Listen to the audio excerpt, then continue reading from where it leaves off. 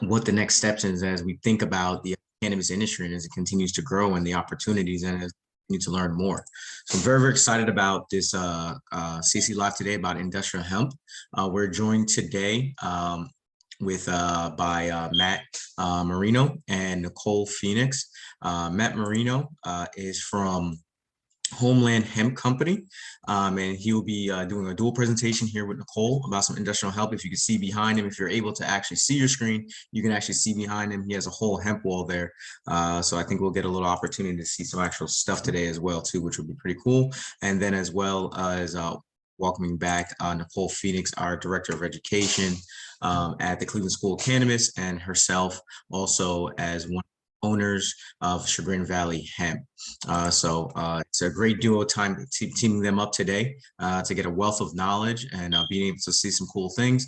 Also very, very excited about Nicole's leadership in our Hemp Day that's going on June 7th next month at the CSC campus at our Independence, Ohio, our Cleveland area campus. So very, very excited about that. We'll have some information and everyone will get some updates on that via email and text as we get closer to the Hemp Day.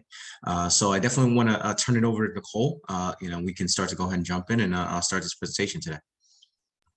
All right, thank you, Kevin. Yeah, we're really excited to be here today to talk about hemp. When we think of hemp, oftentimes we just go to CBD cannabidiol and CBG cannabidiol because we're just usually so focused on what we can get medicinally out of the hemp plant. Historically, hemp was used for many other things and is now being brought back to light, the importance of hemp in our industrial world. So that's why it's really exciting now to not only talk about the hemp plant solely in the medicinal effect, but to see how it can help our day-to-day lives and really improve our quality of lives as well as sustainability. So let me pull up our presentation for today. And yeah, so really excited to be here and have Matt from North Dakota to share his knowledge. Really excited. Matt's also graciously accepted to travel to Cleveland, Ohio to do a hemp day with us and actually do a demonstration of how you use hemp or how to make hempcrete. And so we're really excited to have Matt be part of the CSC curriculum and share his knowledge with us. So thank you to Matt for joining us today. So as usual with CSC Live, we like to give a little background knowledge because we are educators in the industry and just talk about the hemp plant as well as how do we get to the material needed to make hempcrete. So here's our beautiful cannabis flower or plant.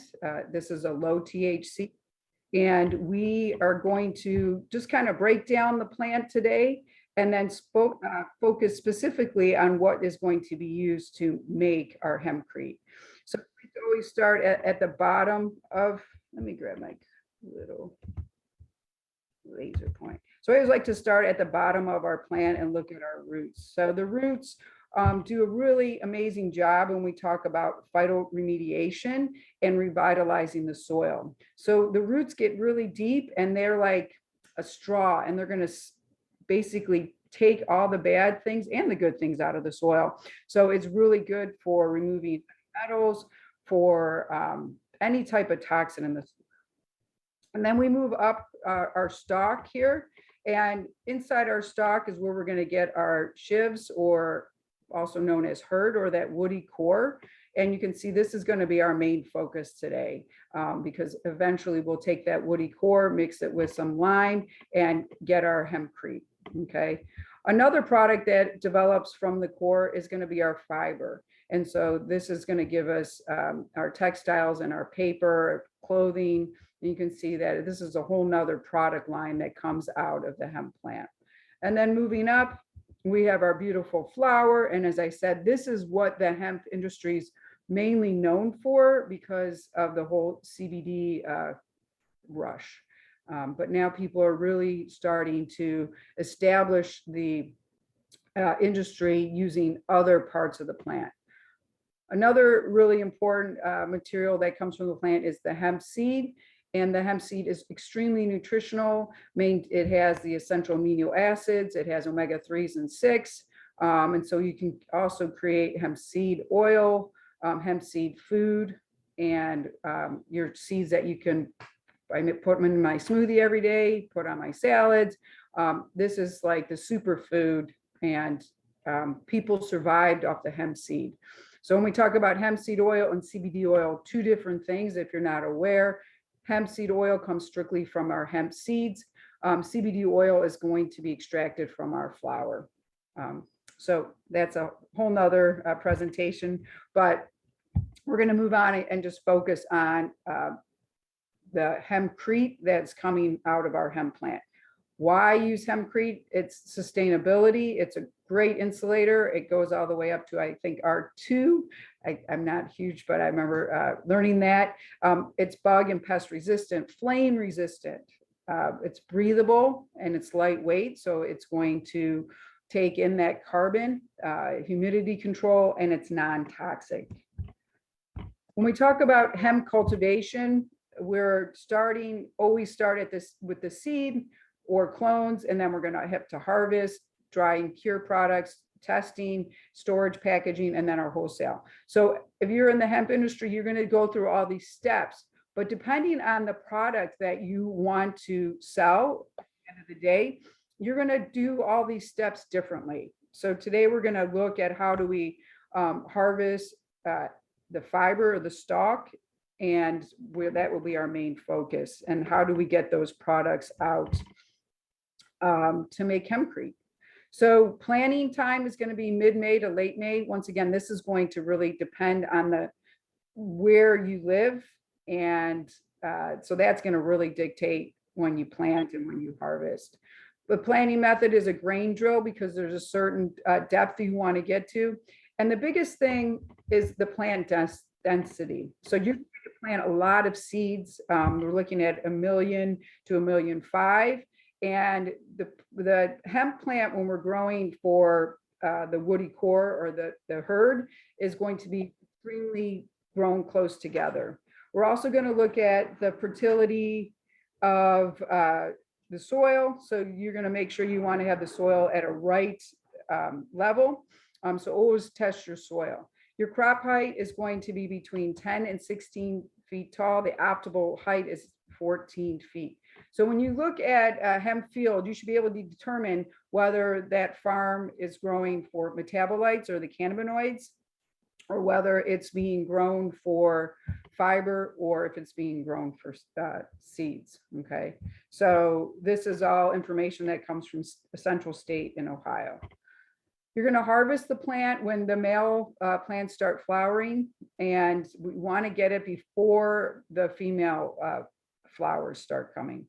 The harvest method is a sickle bar or disc mower. So plants will be allowed to just be cut, and then they are going to be just laid on the farm or the field there, and it's going to undergo what we call a retting process. And this is a natural process of water and bacteria breaking down so we can get into the inner woody part or the herd. Okay, so the retting process is going to help break down that outer fiber, and it can take between 2 to 6 weeks depending on the moisture level in the area. Okay, so this is just makes it, you can actually mechanically break down and get to the herd, or use machines. There's massive machines called decortication.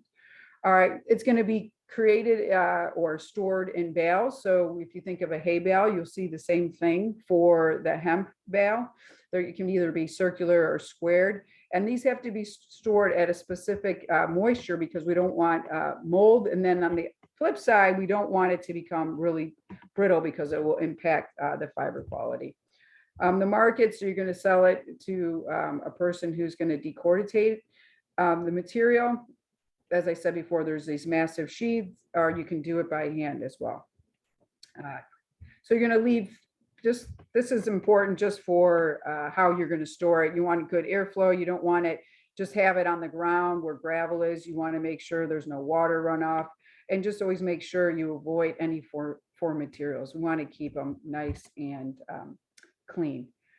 So this is the inside. It's just a cut through the stalk, and you can see that this is the fiber material is going to be on our outer layer, and then you have the woody material here, also known as hurd or ship.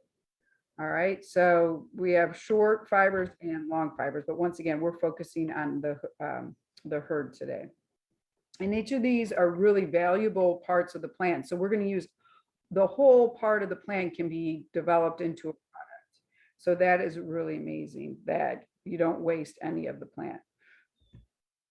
So here is our hemp stalk, and you can see after retting, we can pull it back, and then you're getting into the hurd, also known as that woody core. And you can see this is what you end up with, these wood chips.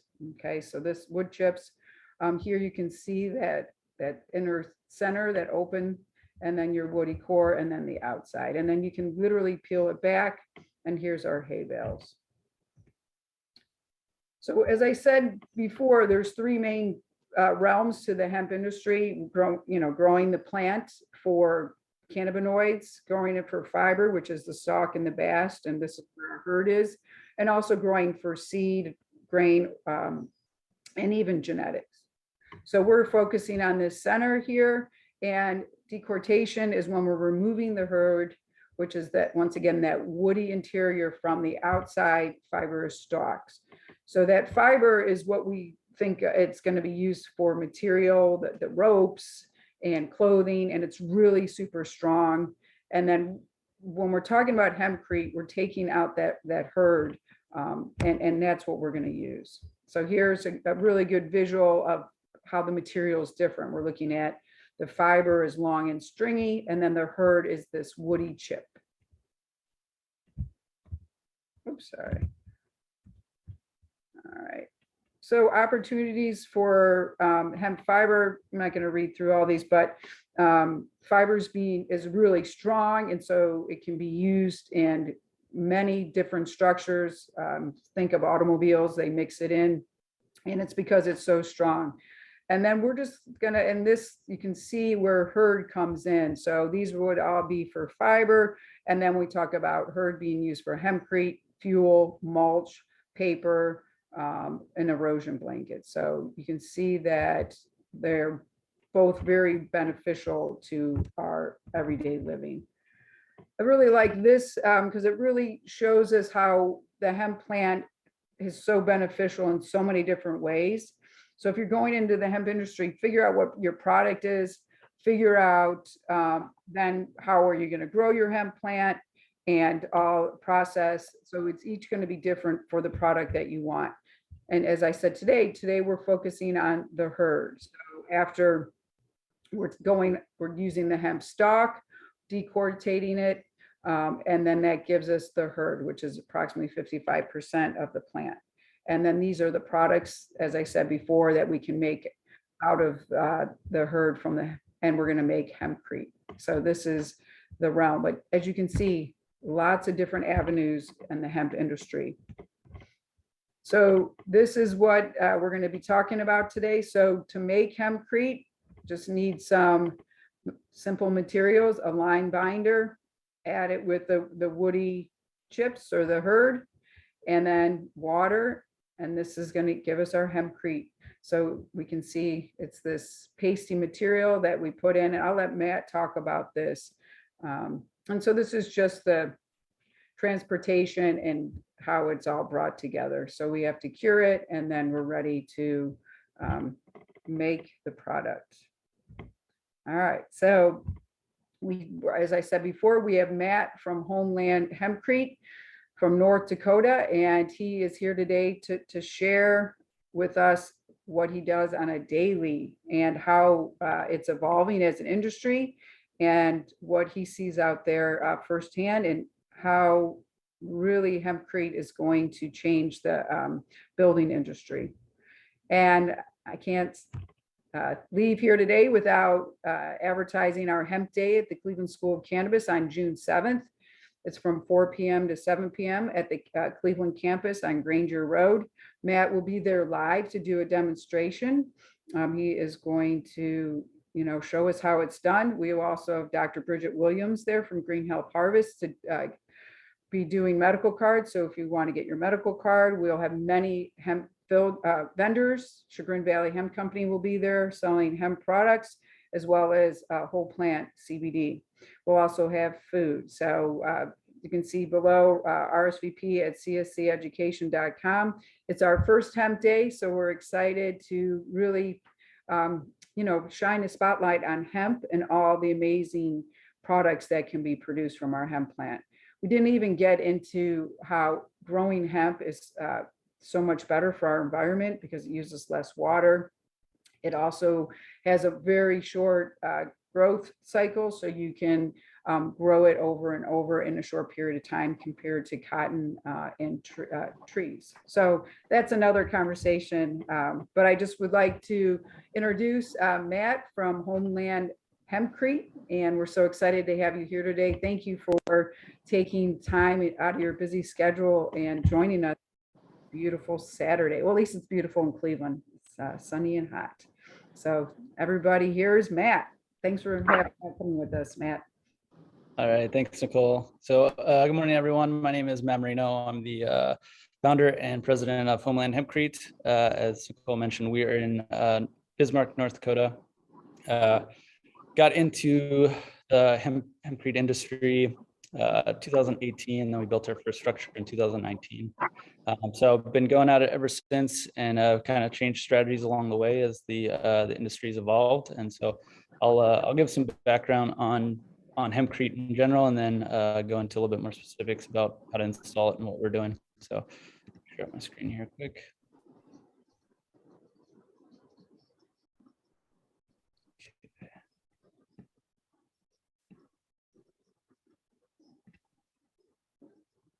All right, can you see my screen? Cool. All right, so as Nicole mentioned, there's really three key ingredients to hempcrete here. We have our water, and then we have our hemp hurd, which is the inner woody core part of the stalk, and then we have lime binder, which is derived from limestone. So just three really basic ingredients. And so just real quick on these pictures here, that top one is the first structure we ever built here, and that is a cast in place, hand cast material. And I'll get into the installation methods here in a little bit, but just for reference, I don't have that anywhere else. So some of the advantages to talk about when talking about hempcrete. So a big one that is not really talked about that much, but it's really important because we're taking what's essentially a byproduct. So in conventional building, we're making a bunch of these man-made materials, and then we're building structures with them. So we're using resources to make these materials and then putting them into these houses. There ends up being a lot of waste with those materials. And so it's not a very sustainable process long-term. And so hempcrete kind of flips that upside down, where we're taking what can be considered a byproduct of a crop. So we can grow, like for instance, in North Dakota, we can grow for the grain focus, but we can still use those stalks and we can build houses out of that. So something that is considered waste, we can take that and build a house. Not only that, but the homes that we're building, hemp, as Nicole mentioned, absorbs a lot of carbon throughout its life cycle. The perfect way to store that carbon is putting it into the walls for the life of a building. So it's a really clean process, and it just makes sense. So that's a big point to hit on. The next one I get a lot is what's the R value? A lot of people ask, and so it's a little bit more complex than that. And hempcrete's more dynamic than a traditional, like bad insulation is more what we'd say static insulative value. So hempcrete has kind of two factors at play. So you have your insulation value, which is like your R value, but then you have thermal mass, which is typically, you don't always get that. You rarely get it in one material. So thermal mass is a material like concrete or stone, where it can absorb thermal energy, and so it can dissipate that energy over time. So how you can think of hempcrete is you have some insulation value, but then you also have thermal mass, and so your house can start to act as a thermal battery. So instead of having to fine tune that temperature inside your home with like an HVAC system to get the precise temperature, and then your insulation hold it in, the hempcrete walls can work with you to absorb some of that heat energy and dissipate that over time within your home. So they do run more efficient than a traditional building because you can take advantage of some of the thermal energy that's in the environment. Another big one to talk about is the mold resistance and the fire resistance. And the reason I put them together is because they're in conventional building. Unfortunately, we're almost going the opposite way, probably inadvertently, but most conventional homes are not very mold resistant. There's a majority of homes do have some kind of mold issues, whether you know it or not, and fire resistance. There's a lot of flammable materials that go into our traditional walls that we really don't think about until it's a serious problem. And so those are key benefits, and it really is sourced from the lime binder, which is just inhibits these kind of problems within your walls. The next one is the VOC free. And so we're talking about toxins or chemicals that are making their way into your indoor environment over time. So with conventional builds, you have these man-made materials that are using chemicals. Most of that is dissipated over time or in the manufacturing process, but there's still some that is what we call off-gassing from the material for sometimes years after install. And so the theory with newer homes is to be as airtight as possible, but you're really creating a box where you're having all these toxins build up. And so if you don't have your ventilation going constantly, you're going to be breathing that in long term, which is just not good for your health. Using a natural material like hempcrete, you just eliminate that completely because you're using natural materials that don't have VOCs. And then the last one I'll touch on is just the ease of use. As you'll see if any of you make it to the live event in Cleveland in June, it's really easy to work with the material. You just have to understand some key principles to be able to use it effectively. But it's really easy to use, easy to repair. And if there's sections of wall that need to be removed or anything, you can reuse a lot of that material and continue to build. So there's a lot of opportunity there. Let's see, where am I at? There we go. Okay. So this probably makes sense to start with this, but we'll cover it in, nonetheless. So what we're actually replacing with hempcrete is, and the name kind of can to be taken the wrong way sometimes. It's not a replacement for concrete in any way. It's really the fact that it's just a binder with an aggregate and water to make it all work, and that's where the crete part comes in. So what you're replacing is the outer envelope of your home. So any walls that are blocking from the exterior. And so the whole purpose of using hempcrete is because the conventional building, it's a really overcomplicated process at this point where we have a bunch of layers, as you can see in that bottom picture, that are competing to do different things. And we're trying as hard as we can to keep the environment out. And eventually when those systems fail in one way or another, that's when we start to have problems like mold or pests, those kinds of things, because there's too many dependencies within our walls. So you flip that and go look at a hempcrete wall like the one on the top right. So we really just have a couple ingredients. So we have the hempcrete, and we have it around our wooden structure. And then we have a lime plaster to protect that wall. And that lime plaster can be the same binder that was used in the hempcrete. So you're really minimizing the number of layers and also the materials going into those walls. And instead of trying to keep everything out and hoping for the best, you're really working more with the environment. And so these walls have the ability to breathe, as we say. So there's the permeability where air can naturally exchange over time, as well as moisture. If there's any excess moisture buildup, those walls can dissipate that moisture without letting it condense and lead to mold.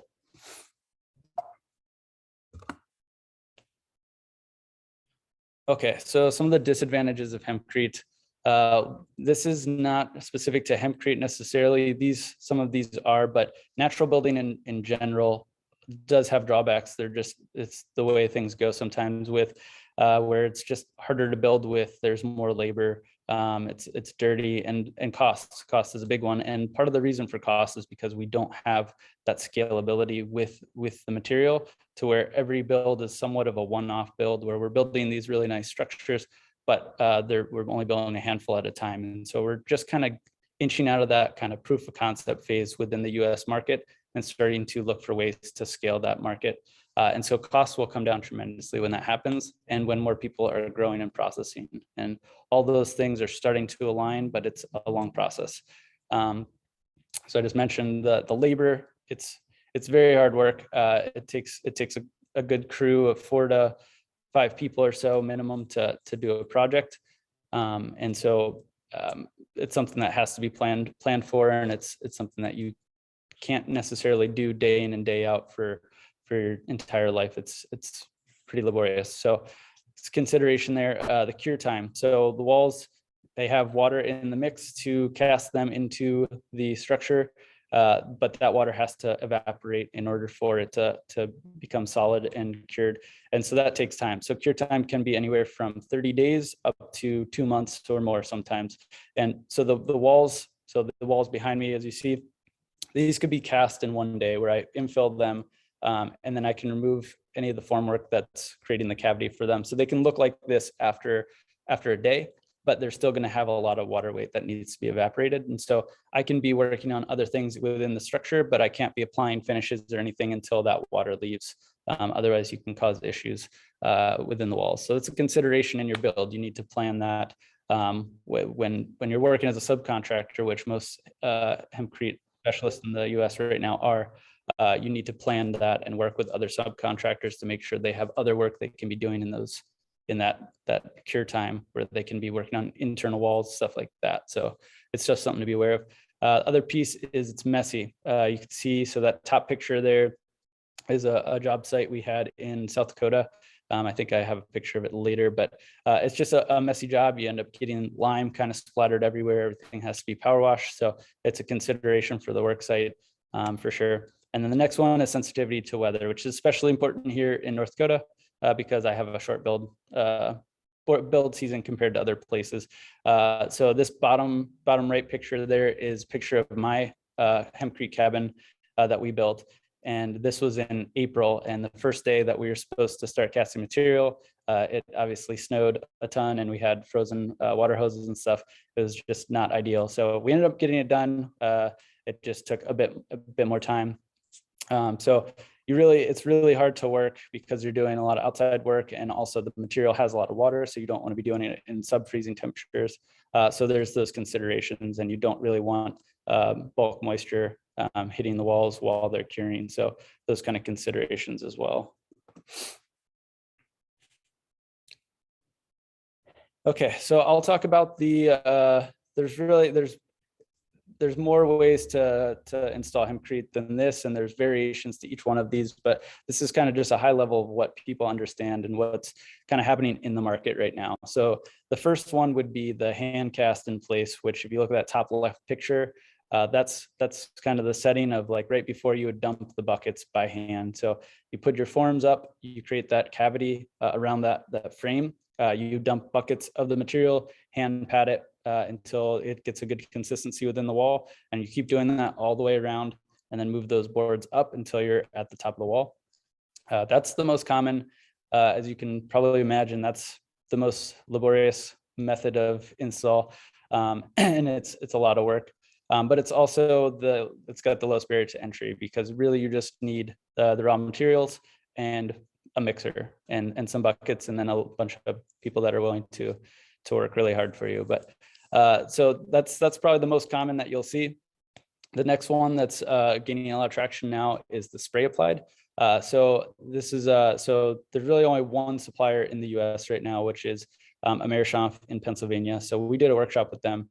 Cameron in Pennsylvania there is the owner there, and he's distributing this gun now. It's invented in France, but he just got it manufactured in the US. So there's a lot of opportunity there. The gun is so much faster and a bit less labor. There's still some involved, but it's a much quicker install. You're still going to have some considerations with it as it's a developing technology, because you have limited supply of the gun, and then also the materials they have a higher spec, so getting materials is still a constraint, but that will change as our supply chain develops. Next, you have blocks, which is really just a way to deliver the hempcrete. I mean, there's various ways to build the blocks, but the blocks in general, you can see those are going to be prefabricated. and dried, cured before they get to site. So you can take those and build a structure with those. The reason I put it as a hybrid approach is that most commonly right now in the US, since hempcrete is not structural, meaning you have to have a structure, and that's why there's wood within the walls that's supporting your roof. The hempcrete serves as your insulative infill, essentially. So in the blocks case, you're typically putting those blocks on one side or the other of the frame, and then finishing. You still have to fill that wall cavity with probably more traditional finishes, or you can do another method of install for hempcrete. But it just gives you the opportunity to build with a pre-cured product, so you can apply finishes immediately, and you have that structure built relatively quickly where you have it enclosed. And then the last one is prefab, which is not really a good name because blocks are prefab also, but like a panel system essentially, which was where you're taking wall sections, taking sections of wall into smaller bits, building those, curing them on site, and then bringing them to the site and building them like a puzzle essentially on site, getting assembled either with sometimes a crane or smaller equipment, depending on the size of those things. Downside here is obviously going to be there has to be an extreme amount of precision to make that work, since you're having a foundation that you're delivering to that's already built and you're doing everything off site. And then there's potentially different costs and stuff depending on shipping and whatnot. So different considerations there. So what we're doing, so we started with the precast and kind of worked our way around figuring out best practices, the hand cast in place method. And so we've transitioned now into the prefabricated panel system. So we're more of a manufacturing facility now than we were as like a on-site builder. So I'm in our facility right now. I'm in our one of our test models inside. So I'll probably show you around after this. But so one of the biggest drivers here was what I touched on with the weather. So my build season was severely limited. And so that's when I started looking for ways to kind of expand beyond that. So I went from 4 to 6 month build window to now I can build pretty much 365 days a year without limitation. I also I can't control the weather, but I mean, I can be in a closed environment where that's not a consideration for both building and for the cure time that happens here. And then I can also control the quality and consistency based on how it's being applied. And I can refine processes a bit better. And so ultimately our goal is to be as cost effective or cheaper than the build on site kind of methods. And we're pretty close. It's just dependent on, right now, a lot of the hand cast builds are built with volunteer labor and things like that. So that would always be the way to go if you have that ability. But when you're talking about building a lot of houses, this is what we've seen as the most scalable option. Okay, so these are some pictures I just threw together just to kind of illustrate some of the overview of what I've just talked about. So I'll talk about the far right really quick, is just how our panels work. And so they're relatively small panels, and we did that on purpose so that they're easy to handle and you don't need a fork or you don't need a crane to install them. They can be done with something like a tractor or bobcat to drop in place, and people can move them around manually as needed. So it's a bit more accessible of a product. So we drop those panels in place into a pre-existing foundation, secure them all together. And then in that bottom picture, you can see we can put on different finishes. And so you can do a traditional siding if you want, or you can do a lime plaster. That would be the most prescriptive, but it's also the most expensive and takes the most unique skill, which is not always easy to get. I don't know of anyone in North Dakota that does lime plaster. So it's hard to justify that unless I'm doing it myself. So it really just depends on what fits your budget and what works for you. So looking over at the other pictures here, so that top left picture, just a demonstration of a ceiling. So in theory, you can really do the floor of a building, you can do the walls and the ceiling. That would be like the ultimate hempcrete build, where you have a continuous thermal envelope around your entire structure. But most commonly people will do walls, and then the next add-in is usually the roof. This right here is actually the roof of the picture to the right, which is a walk-in cooler so Cam from Amerishoff in Pennsylvania and I did a project together in Pennsylvania it's actually two of the pictures here. So we did a walk-in cooler, and so that's a picture of the lime plaster. It's kind of similar to a stucco feel of what most people are used to. You can get that rough feel, or you can get a smooth finish. But so that's what that is there. That's in operation now. They have a big cooler door on it, and they store all of their wine and liquor in there. And then that bottom left picture is the room right next door, which is actually a recording studio.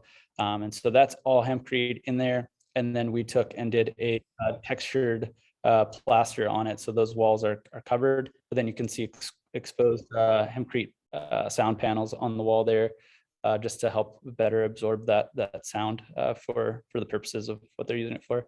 And then the last picture there, that's the outside of my cabin, just to show that you can do wood siding or plaster or a hybrid, which we did because we did a pier and beam system. So that's actually 4 feet off the ground, sitting on stilts. And we covered up those stilts with a cedar siding, and it goes up part of the wall of the hempcrete. And then we start, that lime plaster starts. So I think, yep, that is all I have for you.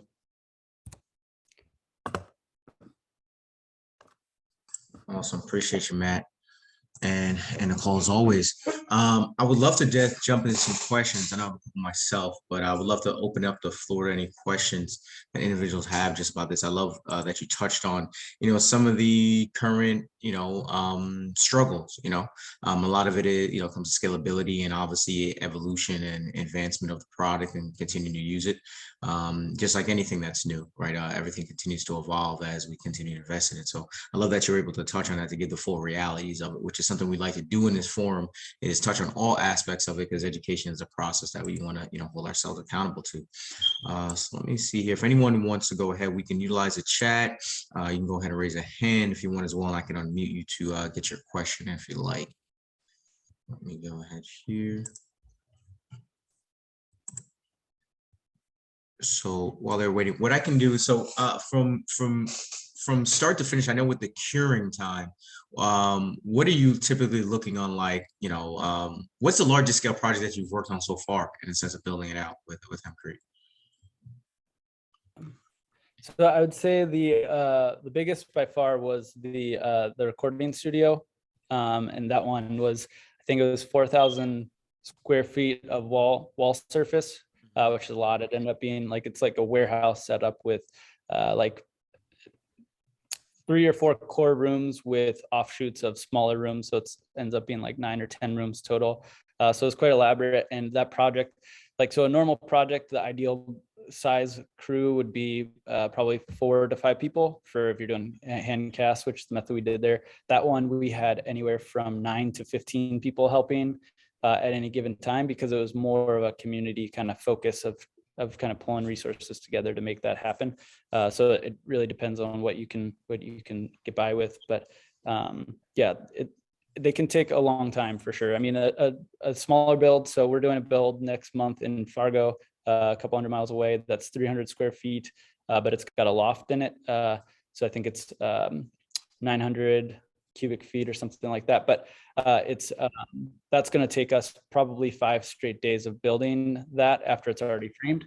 And then a house, you could be spending a couple of weeks on that, depending on the size of your crew. Gotcha. So we had a question here about, outside of just building material currently right now, is there any other ways that you and your team have talked about, or you've seen that individuals are using hempcrete outside of just raw building material? I would say that's its most intended purpose, and that's going to be based on, I mean, the cost of it. To justify that, you're probably not going to be, unless you're doing your own projects, it's not going to be something that makes sense for a ton of other types of things, except for proof of concepts kind of deal. So doing like a cool exposed wall like this in a public area, those kinds of things make sense. People are dabbling with like those, like what was shown in the recording studio, with like sound panels that go on the wall. So that can be like art, but also serve as like a sound dampening kind of a panel that goes in your walls. So it doesn't seem to deviate too much, and a lot has to do with the capabilities of the material. It's really good at what it's intended for, but it might be subpar for a lot of some of these more unique ideas. If anyone has any ideas, they can ask about them. I can tell you if it's been done or not, or whatnot. But Cool, appreciate that. So a good question here around building codes and things of that sort, which it's a pain when you're just using traditional materials. So what is that process like?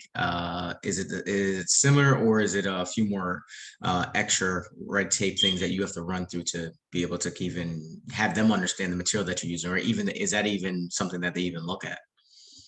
yeah, it's a really good question, and it's something that I should have covered in there. So right now, the up until this point, hempcrete has really been it's not recognized as a building material, and so there's certain kind of loopholes that you have to kind of approach to make it work with any given structure. So the first one is that it does have some structural capacity, but we can't treat it that way because it will just get shut down right away. There has to be significant testing and things to prove that out for build officials to actually recognize. So right now, like, you need to assume that your walls are built without anything in them, essentially. So you need to make sure you're framing properly and bracing properly without any kind of expectation for sheathing. And so hempcrete becomes just the infill material. That's the easiest way to get it to pass codes. And then sometimes if they're not comfortable with that, they look for like a variance. And so like if you get have an engineer on your team that can kind of give the okay of saying this will be structurally sound based on the testing that we've done. And so we think it's safe to build with, and show other case studies of people using the material. That's changing this year. So we worked on the USHBA, United States Hemp Building Association, has been working for probably close to a year at this point. And we just submitted in January the appendix to get hempcrete into the build code. And so that was submitted to the committee back in January. There was a review in April, and they recommended it for approval. And so right now it's kind of in that refinement process of commentary, but it will be recognized as official building material this year, which is awesome. Essentially, it means that you can bring that to build officials and say, hey, this is recognized as building material. Here are kind of best practices of how to use it within a structure. As long as I follow this, or as long as you follow this process, build officials will be pretty receptive to it. No, good information. So from your perspective, what do you think is next, or what do you think is needed next for hemp to really scale up to be come into more of a traditional space for as a building material, something that individuals start to look at? Yeah, so I think there's a couple things. The main one is going to be our supply. Well, it's hard. It's like the cart before the horse kind of discussion. One, we need to have a scalable product, and that's what we're working towards here, because we didn't see ourselves as being scalable, especially in our region, because there's not a ton of hempcrete building in North Dakota, but we can reach a lot more people with our model right now. And so we have a bit more scalability now than we did before. That's a part of it, is being able to actually deliver and build them relatively quickly. The other piece is going to be costs and consistency of material. And that comes back to the processors and the farming aspect. Everything that makes a supply chain whole, we are still working on that.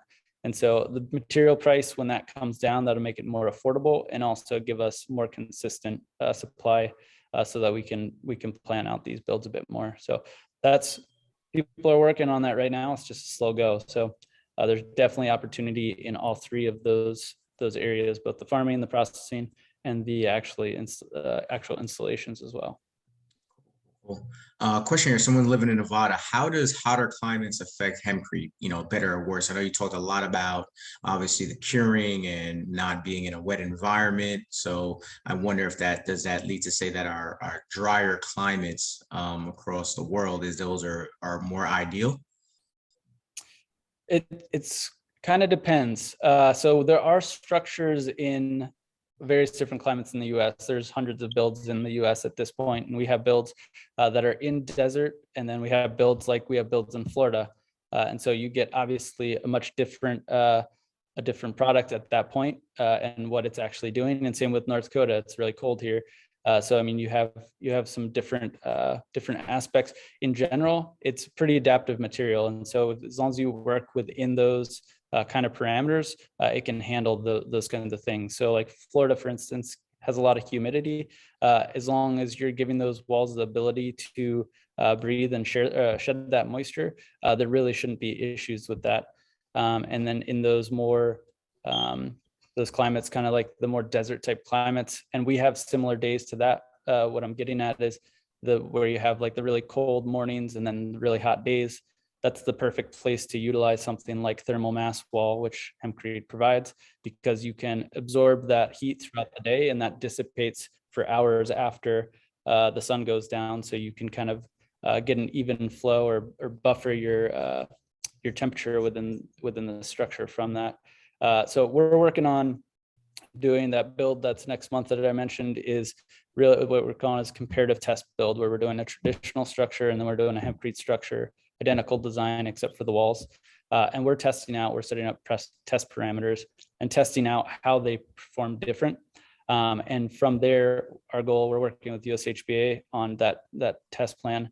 Our goal is to start to partner with other people building structures in the US to follow those test procedures and report back. And we can start to see how we know that these structures are performing as intended, but we want to know on what kind of scale, start to get some measurability for these different regions. And so there's a lot of opportunity there for people that both want to build, but also want to kind of push forward. And there might be some adaptions that are become advantageous in different regions that people can start to dissect a bit.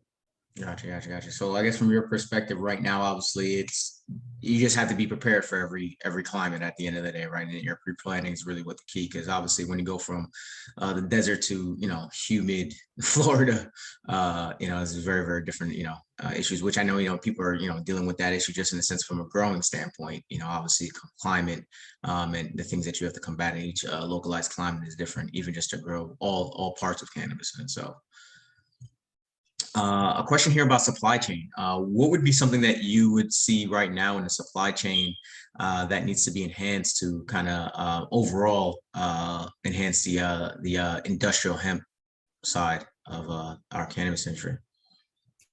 Yeah, so I would say a lot of the processors right now, that kind of middle step in the overall supply chain, they're getting to the market and they're producing product, but there's still plenty of room for refinement in that product and consistency I don't blame them at all, because there's really no standards that they've been given. They're trying to help kickstart this industry. And so there's a lot of trial and error. So there's places like France, for instance, has been building with hempcrete for over 30 years. They've refined the process. And so that's our easiest places like that, a place to look and try to reference and try to duplicate. And so they're working through that. And we have some newer suppliers coming online that are kind of geared towards building materials and have that from as a focal point from the get-go, which is helping like kind of kickstart their whole process and get to the best result quicker. And so I think this year we're going to see a lot of improvement in local materials, but that's a big one for sure, is refinement of the product and then setting those standards of what they actually should be. And then that communication from them back to the farmer and making sure farmers understand what we're doing. And there's certain processes like the retting process, where once you chop down your stock, do you leave it in the field for a handful of weeks for it to ret, because the natural glues that hold the fiber to the hurd is extremely strong, and it's hard to pull those apart unless you let that glue kind of loosen up, which happens in the retting process, where it kind of starts to decompose in the field. But you don't necessarily end up with the best quality hurd if you ret too long, or arguably at all. So being able to communicate with farmers and helping them succeed is also a big piece. And that kind of comes in the role of kind of a liaison between the farmers and the processors. Awesome. I want to ask you a question. What would be some of your suggestions of being able to explore entering this side of the space in the industry? And then what was kind of your entry point in itself? What skill sets did you have before? What were you doing prior? And what was your entry point that you saw, hey, this is something I could take advantage of?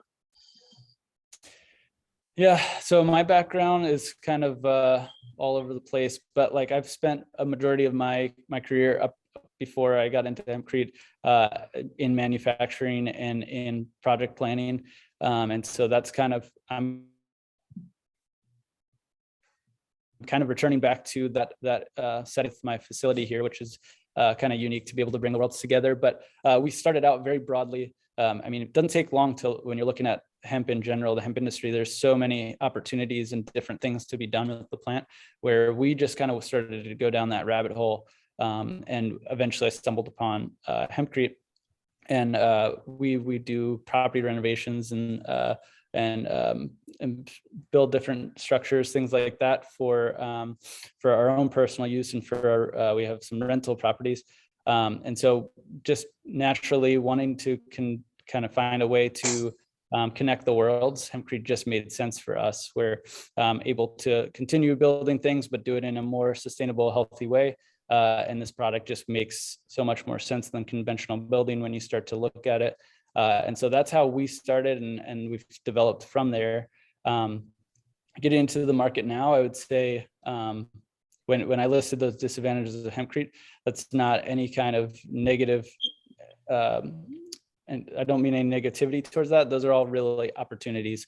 And that's what we're looking to do right now with how we've changed our model to what we're doing now, is to try to reduce those problems. But there's so much opportunity to do that even within just this building space here. And so I would say the first thing would be to start to read about it and try to get into a workshop training opportunity, something like what we're doing in June there in Cleveland. That's a great first step of just starting to see how the material works and some of its basic capabilities, and then kind of start to build from there, and then join different forums and groups like the USHBA that'll really kickstart things. And it's very collaborative, where people are willing to share information as well as leads and things like that if it's not in their region. So plenty of room for growth if you're willing to learn and be patient. Awesome. And do you have any insight around kind of the fiber market as a whole, hemp fiber market as a whole, and particularly in the areas around development of availability of like the machinery needed to process the actual raw material? So you mean specifically the fiber from the stalks? Yep, from the stalks. Yep. Yeah. So I think it's just a tad behind where the herd market is, but it's coming in the US. Traditionally, like China's been who dominates the textile kind of piece of thing, and that's where most of the fiber makes sense. But we do have some people focused on textile specifically in the US, and they're coming along pretty well. So I think that's going to be here in the next year or two, where we start to see some real growth in that. And then we have other companies using the materials for other purposes that sometimes even take less refinement. So I could show you the example over after this, but like Hemp Wood, for example, which is they do flooring, but then they do you can use it as decorative wood and whatnot. So that's using the fiber from the plant. And it's really simple process how they do it. It's complicated overall as a process, but I mean, the whole concept is really simple, how they use the material. And then we have companies like Hemppool, who is making bad insulation. So if you want to stick veer more towards that conventional type building, or do some rehab or anything like that, you can replace regular bad insulation with this, and it works really well. So there's opportunities, and that's kind of just the starting point of where people are starting to pick up, because we know it's a product that there's always going to be 15 to 20, 25% of the plant that's going to be this material, to where we need to have an outlet for it. We can't let it go to waste. And so I think the hemp industry does that really well, of figuring out where to take this waste material. Like we're using the dust collected from herd even, and like there's opportunity for that, for 3D printing, that kind of thing. So I think we're on the right track. There's a lot of ideas, and they're just starting to get refined now. Awesome. So I know one question was about, do you grow your own hemp? But I'm assuming from the statement that you just said is that are you growing any hemp, or you're purchasing all your raw material? Yeah, we purchased it. It is a more complicated process, and the processing is not something that can just be done in, I mean, you can do it small scale, like in your garage, but the scale that we need, and like for building a house, it would be a lot of effort to make that happen. And so it makes sense to kind of break those out. So the farmer is harvesting, delivering bales to the processor, processors break that down, separate the hurd and the fiber on the stalks, and then refine that hurd into what looks like wood chips, but getting the consistency as far as sizing, getting dust out of there, making sure all the fiber's gone. That's really hard work to do, and that's what they focus on. So we just buy and use product for our process. Awesome. And one more here. I don't know if this is right. Make sure Nicole from saying this right. Is there a difference in hemp wool and hemp wood? Am I saying that correctly? I think Nicole's just mentioning them, but the hemp wool is the one that's the bad insulation, like a replacement for bad insulation, and the hemp wood is a compressed fiber, and I think there's some hurt in there. Don't quote me on that, but I'll show you a sample of that. But that one's like a wood replacement. It would be like a more decorative or hardwood replacement, not a structural component. Got it. All right. Thanks for that clarification. Awesome. And I appreciate everyone's jumping in on the question. I think that's what and Matt, just the wealth of knowledge. Really excited, obviously, for Hemp Day. Definitely want to thank you so much for taking this time. I know you're not on our time zone, so I know it's a bit earlier than you, than our East Coast time. So I really appreciate you getting up with us on what we call our brunch hour, but definitely more so still full breakfast. So where you are right now. I want to thank everyone, for taking their time to jump into this, session today. And really, for me, this session is all about what's the next step in cannabis. I have felt for myself, majority of my life has just been focused around one cannabinoid, one part of the plant, one way of consuming it. And in the last, 6 years of being in the industry and really opening my mind and really diving in, to me, this is the most interesting part, because the one thing that no matter what we're always going to do, is we're always going to build things, right?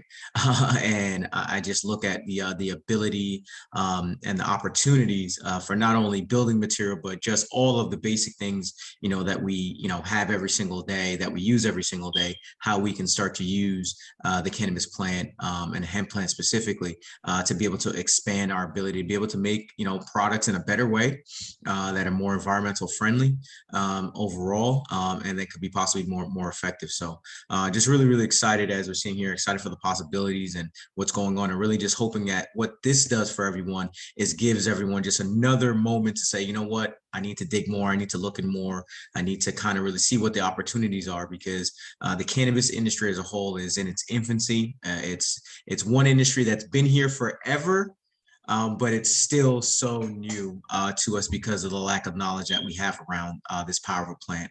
And I would say the lack of knowledge that we've lost that we're starting to regain again. As you know, from our history class, we talk about how hemp specifically was integrated into the social fabric of our lives in so many different ways, and so many different ways that it was utilized, even at times that it was almost mandatory to be grown as well. So we're really coming back and getting re-educated, the education that we've lost over the last 100 years or so. So we're very excited for that opportunity. I really hope that this just continues to give everyone an insight to say this industry is worth taking 2-3 looks at to see what opportunities you might be able to create for yourselves, create for your families, and generation as well. So again, definitely, Matt, thank you so much. Looking forward to see you on the 7th. Nicole, as always, thank you and appreciate it for your leadership and all that you do, for us, and obviously at Chagrin Valley Hemp as well, the great work that's going on there. I want to thank everyone for joining us, and you do the best and enjoy the rest of your weekend. Thanks so much. Thanks, Matt, for joining us. It was awesome.